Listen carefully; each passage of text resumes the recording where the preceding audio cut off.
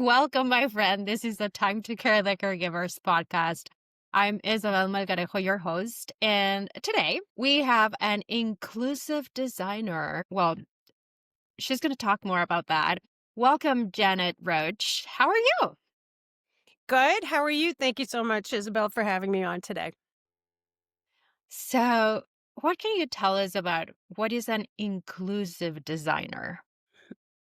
Well, it's basically look at the built environment in ways everybody can feel seen, heard, welcomed, and more importantly, obviously I think when people think of inclusivity, it's ADA, meaning the American Disabilities Act, or just having spaces for people with disabilities.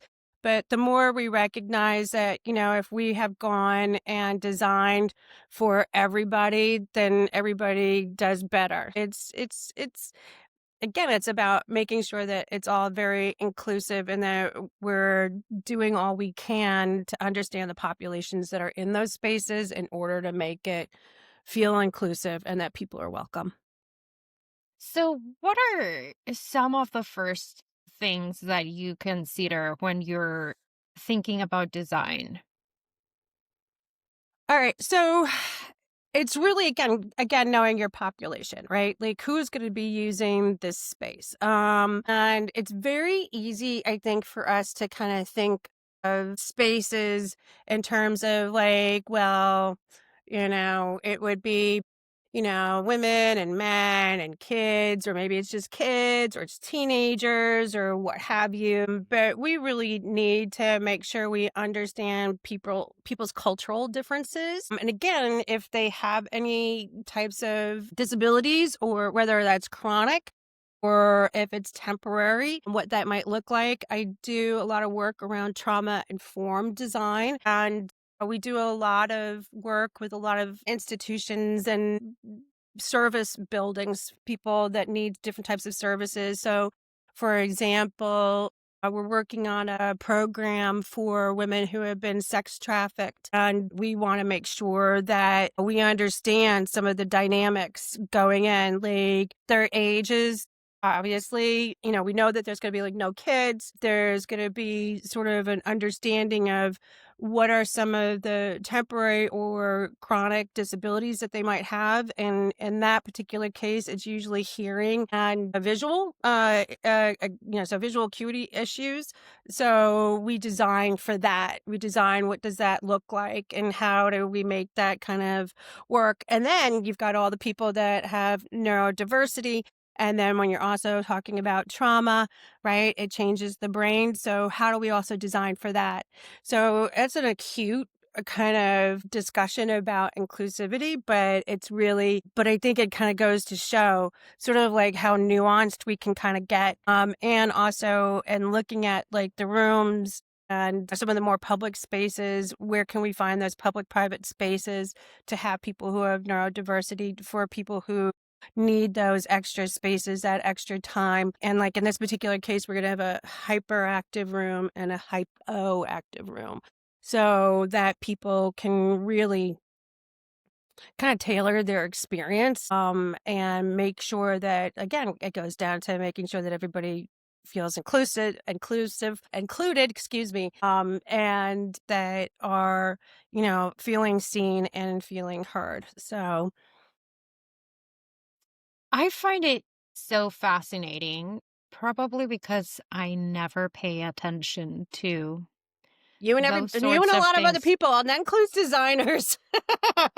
So, I mean, it is what it is, we're gonna put up a beautiful building and it's all structurally great, but there's a great example of that, I'm sorry, I didn't mean to interrupt you, but there was a great example of that in Boulder, Colorado, the art museum there.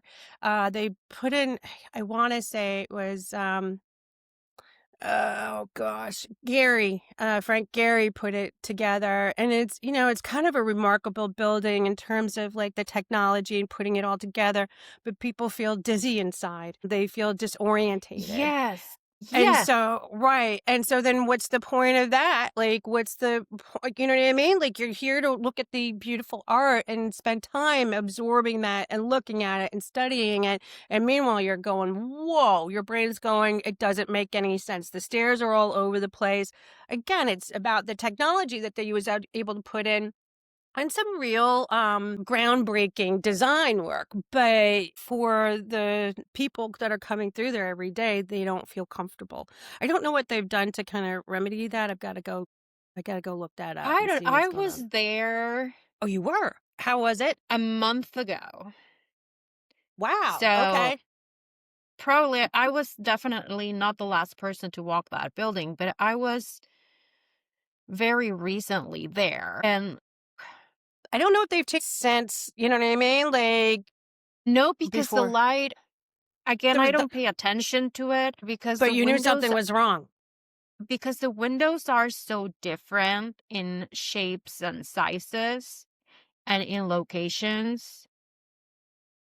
For me, it was hard going from one story to the next to kind of feel the building because you usually find yourself like, okay, this is the floor plan and it is a square or a circle or whatever form it Rectangle, has. Yeah. triangle, right. And you sort of walk around and then you go to the next story and walk around. And I don't know if it was the windows, but for me, it was hard to know where in the building I was. Oh, so it was very disorientating for you. Yes. And I hadn't connected that until you mentioned that it was. And I think it is the windows because you have some like very slim windows and different sizes. And I don't know if they're going to be able to change that because I mean, how do what's you done change? is done. There's no way right. It's not going to necessarily be like, they're not gonna tear down half of it or whatnot. I did hear that I think lighting is part of the problem. So there's day lighting, regular lighting, right? Your electrical lighting, but also to your point, it's disorientating in terms of where the windows are. And that also can create shadows, right? Or areas of kind of very bright light if it hits it just right. And that can be, again, people with visual acuity problems can really have problems with it. That also means people who are usually a little bit older and dealing with that type of different types of flooring where they want to make sure that the flooring is stable when they're walking so that they're not thinking that they're going to fall, right? So, in terms of doing inclusive designing, that would be the things that we would look at and say, thank you very much, Mr. Geary, for but agreeing to do this building. But at the end of the day, it's just not gonna work. Because it's just again, all that just even something as simple as too much light or too little light in one area for somebody who has visual acuity problems or somebody who's a little bit older and their eyes are yellowing and stuff like that, like it can cause trip hazards because they think that there might be a hole, there might be a stair. And so they're, either they're then shuffling to try to get through it or they're trying to figure out how to navigate that, and in the reality, it's probably just flat, but it looks like it's a step. It looks like it might be a hole. It might, you know what I mean? Like, and they can get nervous and then they overreact or underreact or just get anxious about it, right? And then that's where problems can sometimes arise.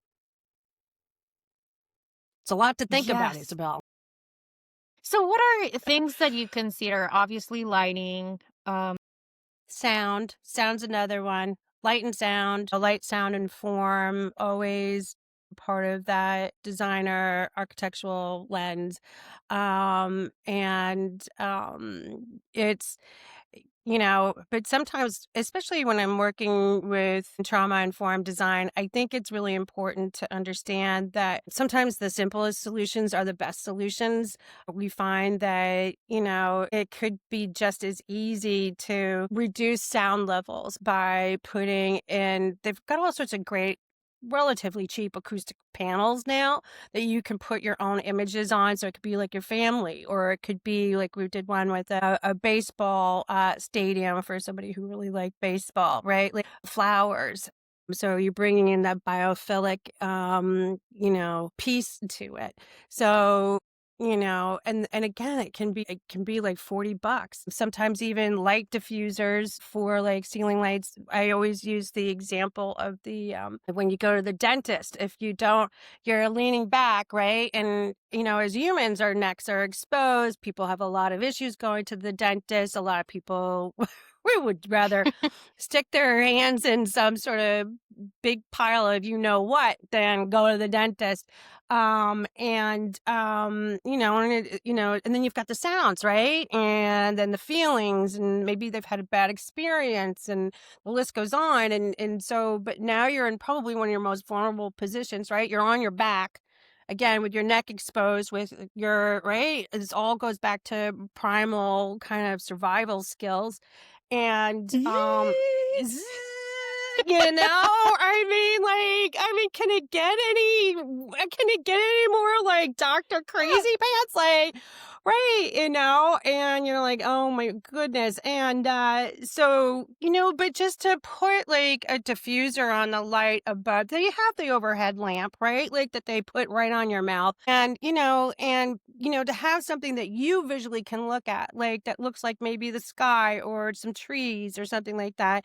And it's just a diffuser that can be put over the fluorescent lights, right? And just allows you to have that mind break, right? And we know that just images of biophilia, it doesn't have to be like actual visuals into like the mountains and the beaches and what have you. Just the image of that can really bring down your stress level. So, I mean, it's just small things. And, I use the dentist as an example because it's a little more universal. But I mean, for women, for going to the OBGYN, right? Like same thing, anxiety, like vulnerable position. And now, you know what I mean? And now you're looking at what? Ceiling panels, ceiling tiles, like, right? I did have one doctor at one point, they put like what it looked like almost like a little fidget toy up there. And I was like, that's a really good start. But let's try something a little bit larger, a little more grand, a little more like, oh wow, right? Like when because it would be still kind of new. And again, it's not that expensive to do. Like some of those ceiling panels that I'm talking about, the light diffusers, like some of them you can get at like IKEA. Do you know what I mean? Like it's so easy to get those things, to have them like be put in these offices where there's sort of like some of these high stress areas. So Yeah. Did I And interrupt you? I'm so sorry. no, this is It felt like it was perfect. like 15 minutes ago. All right, sorry. I can get a little verbose when I get it going. So, because I love talking about this stuff. It's really It is important. fascinating. And every time that I talk with you, I learn so much because I think last time we were talking about colors and you were mentioning how different colors have different meanings to different people and different Cultures. cultures. Yeah. Yeah. Yeah, we tend to get a lot. So we run a trauma informed design credentialing program through the Trauma Informed Design Society. We get a lot of practitioners, so social workers, teachers, but we also get obviously designers and architects from around the globe. But it's interesting because the participants in this certification program who are from the United States are like warm and calming colors, right? Like pastels and light blues and light greens and light pinks and, earthy tones and everything like that, which is all good and fine. But like we have one of our participants this year or this semester, I should say, or this fall, he's from Japan. And he's like, dude, red is where it's at. That is a very different approach than how we kind of see it, right? Like the red is, I think it's, it's pretty much everything that you would want, like happiness and prosperity and it's just like positive energy, no matter how you slice it. But we use a lot of those red colors for things like that are dangerous, right? We use them like the great example is the stop sign, right? Like those are the ones where, like red is almost danger, danger. And I took a it's funny, I still have this certificate here on my by my desk. I took a color class many years ago and there is some scientific pieces into it, although it's not really completely proven. And because again, we're looking at different cultures, right? So that nuance is really important when designing. But the conversation is that if you look kind of historically in you know prehistoric times, um, you know, the red was in nature. Maybe it's just mostly here in the Northeast or in um Europe and what we know now as Europe, that those kind of, like that set a stranglehold on like the majority of the world's wealth and everything like that, and making some of these decisions. Like, the rattlesnakes, or the snakes, the venomous snakes have usually have the red in it, right? Like some of the berries that are poisonous have the red in it, right? Like, so there have been definitely some true, signals in our reptilian brains that says red's not maybe necessarily good. But again, at this point in time, designing for people who are, especially in this world of trauma or inclusivity and stuff like that, we really want to make sure that we understand their culture and understand their background and understand where they're coming from in order to make sure that we're not doing, I mean, because you imagine so being here in the United States and having say this domestic violence shelter and being like, here's your bright red wall, like, I think that people would go out of their minds, like, why would you do that? This is the color of blood. This is the color of blood. Don't you remember? Like, right. I mean, it's just, and it can kind of scream very kind of like, in our brains. But maybe if we're designing for some sort of social services, that's in a China, like a Chinatown kind of, environment, it would be completely reasonable to have maybe like a big red wall. Or we used to we kind of more like the we'll go with an accent wall. Do you know what I mean? Like having a full red. We had one woman, and I don't know why I keep reaching into the bag for this particular group of people, but I am. And she was in a group home with three other older people. She was developmentally delayed. She had she was, God, was she like 38, 39, maybe almost 40, but she had the capabilities of an 8-month old. And Oh, wow. so but she really lit up with some sort of hot pink, bubblegum pink, color. So they had painted their whole room bubblegum pink, which was, I mean, again, knowing your audience, that's all good and fine, but it is a lot, right? That stimulus, right? Like there is something to be said for that. So, we painted the wall behind her bed in that same color that she loved, and a couple of the panels in the front, so she knew that that was her room when she was going in. But that back wall, so as soon as she got in there, she was like, hot diggity, this is my room. And I know this is my room because it's got, it's familiar, right? And, but when she goes to bed, then she can always look up. There's the pink, right? But, at the end of the day, it was really to help to bring down her stress levels. I should have probably backtracked that she was starting to sundown. She was starting to get dementia as she was getting older. And so we were trying to figure out ways to help to bring that stress level down for her. And, one, it was a very, again, simple way, right? Like changing up the paint color a little bit, made all that. There was a couple of other things, but it made a big difference and it stopped. Didn't necessarily stop her from sundowning, but it helped not only the other residents within that group home, but also the neighbors, the neighborhood, because she was very loud, apparently. No. So, what are,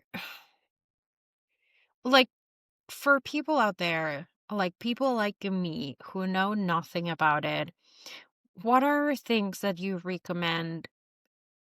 Like, where do we start? I want to make a space for me or for a loved one in which I find peace. So, where do we start? How do we start? Obviously, we can call you. We can do that. I love that. Thank you very much. Yes, you can call me, right? But where do people start? Like, I'm really stressed out today, and I've been like, I'm overwhelmed, I'm burnt out. I want to do something today. What can I do? Right. It's a good question. And I would argue probably the last month or so since we actually changed the clocks, I feel like a lot of people have had a lot of mental health issues that I've been seeing both with students and participants and all the people that volunteer on our research teams and friends and family and myself. Like it's just been kind of crazy, but so just want to acknowledge that. But what I think is always kind of interesting is sort of like the fact that I started my own podcast at one point because I really wanted to do a TV show. I was watching a lot of HGTV at that time, and I thought to myself, wouldn't it be nice if we had like a program dealing with people's different types of human conditions, right? And so a couple of producing companies came back to me and said, listen, after you do the wheelchair program, then what? And I was like, are you kidding me? Like, right? I've got a list of singular human conditions. But what's really the truth of it is a lot of people with singular conditions, again, chronic or temporary, right? All usually have some sort of comorbidity. Then you throw in everybody else in your home too, rather, right? Because there's a housing shortage. We might have like generational living situations now where there's grandma, mom, and dad, and the kids, right? And the dog and the cat, and then like who, you know what I mean? Who needs what where? And it could be like dad is on the spectrum. Your daughter has maybe cerebral palsy or something like that. Then your parents or your grandparents are, they're getting older and they need ways to be able to age in place. Like, then how does that all come together? How does that work together? And how do you make it work for everybody? Right. So, but to answer like a more specific question about like how to like maybe I can go and help you for today. Like there's so many ways to bring down stress levels and it's going to also depend like what does bring you joy, right? Like what does that look like? I know for me it's like getting stuff done, right? Like checking things off of my checklist, right? The more I can get off my Scratching. scratch it. I mean, right? Somebody used to laugh at me a long time ago because I would say I don't do it anymore, but I used to put up get up on my list. And they go, really? I said, well, because I can get up in the morning and go,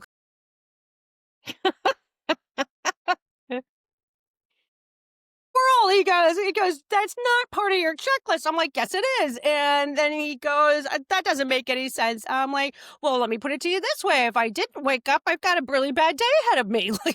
Right, because I haven't gotten that first thing off the list. He's like, you're out of your mind. But, but that That brings, totally makes sense. There's a lot of people with depression that they don't get out of bed. yeah. So, yeah. Well, there's that too. up, right? So it's, because we all do different things and we all like have very different lives. And the pandemic really kind of turned everything. It was already shifting in that direction, but the pandemic really changed that. Like I basically Yeah. work out of my house and so you know what I mean? So now I've got all these papers and you know what I mean? Like my office used to look pretty nice and now it's just like it's just completely out of control. And so, if I get a little piece out of scribbling down, get up and, for my to-do list in the morning, and I can scratch that off immediately. It brings me just a small amount of joy and a small amount of, I don't know what it really says about me, to be honest, but I feel like it's something small. Again, something small, something simple. And I think also one of the things we tend to talk a lot about within trauma, like in trauma informed design, is allowing and having people to have their own agency over their environment, whether that's temperature, lighting, um, because so much of it is controlled, right? We go to work, we go to school, we go to the supermarket, right? We go to the gym, right? Like, and there's a lot, and then if we're outside, we're in a car. Like, I mean, I think the car is probably the few places that you get some sort of your own agency, unless you're driving with a whole bunch of other people. I'm too cold, I'm too hot. And But even now, cars have two like different zones, AC. Yeah. zones. Yeah. Cause they Yesterday, know. I was freezing and my husband was roasting. He had the AC at 67 and I had mine on 75. So, Wow. Girl, you're gonna have to drive with your husband. That's all I have to say. We can sit there. I would rather be bundled up and like, and as opposed to I was hot. freezing yesterday. I don't know. Oh, Uh, I don't know what it was. I was I don't just know. freezing. I usually like colder temperatures, but yesterday in particular was freezing. I was like, "Well, you keep your AC at 67. I'm gonna keep my heater at 75." Okay, keep my heater. Well, don't you have heated seats? You gotta have heated seats, right? Yeah, but well, that's what we did, but But you're still cold in the front. we could just Figure it out. decide our temperatures. I think there was probably enough wiggle room that you could have done maybe like see, I'm still biased. I would say a 69 as opposed to a 70.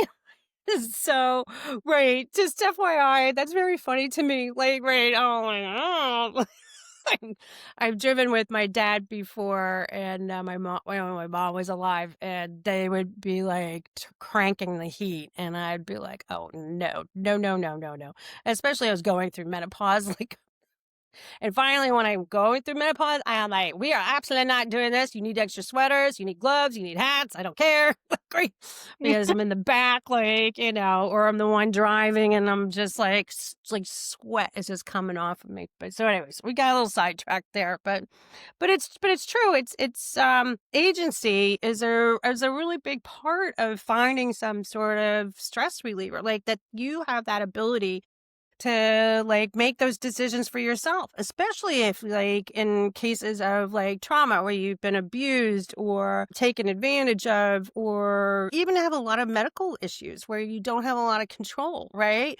That if the more you can have that peace of mind where I can I can change the temperature, I can change the color of the room, right? Like you can have a neutral color and have different colors on the, just through lighting, right? We've got amazing things now, but again, cheap. The Hue light bulbs that can just be controlled by your phone that can create, not so much patterns, but they can really kind of like bring you to a time where you feel like you're sipping like daiquiris in some sort of tropical island, watching the sunset go down, or they can be attached to even music, or they can be attached to, right, and give you some sort of like experience that we just didn't have prior. But again, sometimes it's really kind of easy stuff.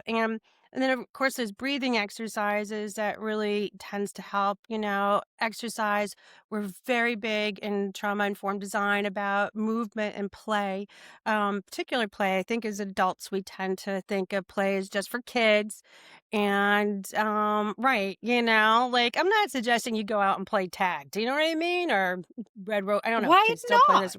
I don't. Well, I'm just saying, you know what I mean? Like, it depends on how old you are. Do you know what I mean? I think, just as I'm getting closer to a certain age, or I'm like, I don't know if I want My to be mom was playing. older when she had me, and she was probably the older mom of all my friends. Of all my group of Right. friends, my mom was the oldest. I don't think there was someone older than her. She had me at 40. She's gonna love to hear this.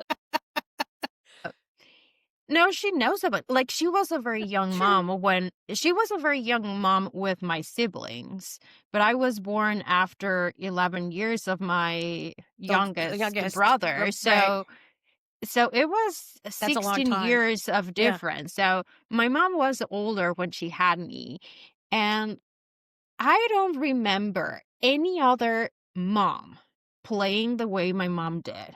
Nice. Like one day, a friend of mine fell and scratched her knee or whatever, like something silly, and she was playing ambulance. So she left my friend and ran all around the park with my friend like she was the ambulance. And that became a thing. Oh God! Oh, she started a precedence, and then the rest of the kids were like, "Me next!" Right? Exactly. Yes. And it Right. was not just that day. That No, it went happened on for probably months. forever. Yes. I don't remember anybody else doing that, but I think that was part of her play. We might want to like cut this out, but like I'm telling you right now, like it sets bad precedent. Because I know when my niece, so my two nieces are 15 years apart. So, and then I had a cousin that I was close to, right? The cousin that I was close to was another 15 years ahead of that. So that was the one I was like running around with, you know what I mean? Like, come chase me, you know what I mean? Then 15 years later, here's my first niece, and we would do things like, we would play restaurant and hospital, and you know what I mean, like on all these Mhm. different things. And I was always trying to, even at the quote unquote restaurant, I was trying to figure out how to take a nap.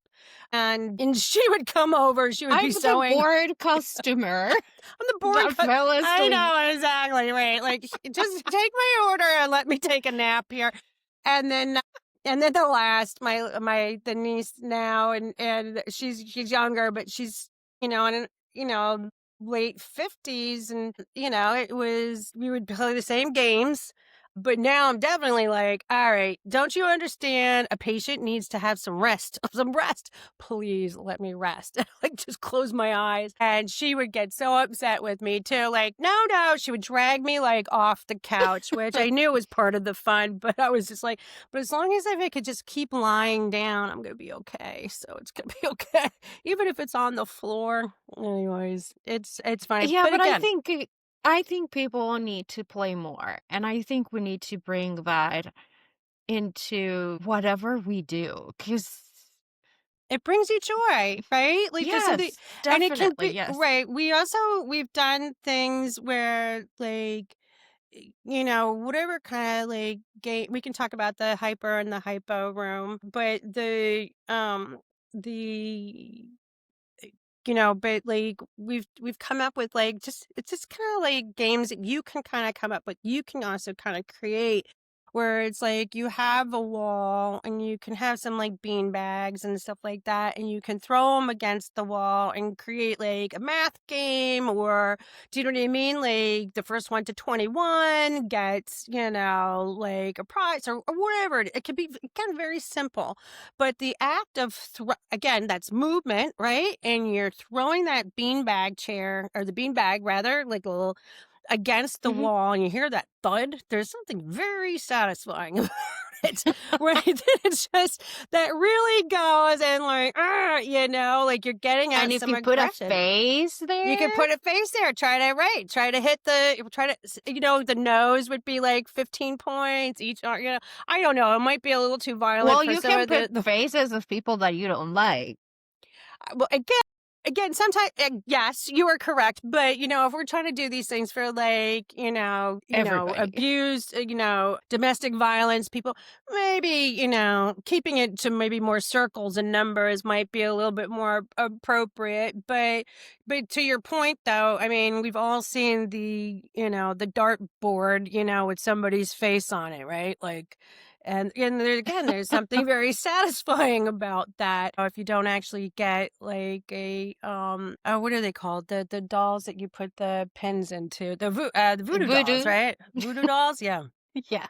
Another very satisfying moment. And then, but a lot of times with games, I mean, even if for the most competitive people, like there's some fun in it, right? And again, you're moving, maybe you're interacting with somebody, maybe you're not interacting with somebody, but you're there to kind of really get some of those aggressions out too sometimes, right? Like that just allows you to kind of bring down your nervous system. Like hitting golf balls is another great way, or baseballs, or, like just it's the idea of whacking something.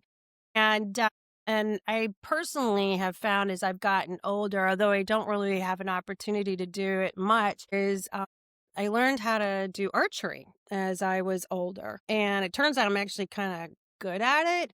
So, but there's something about it, like, right? You're pulling back the bow and you have to calm yourself, right?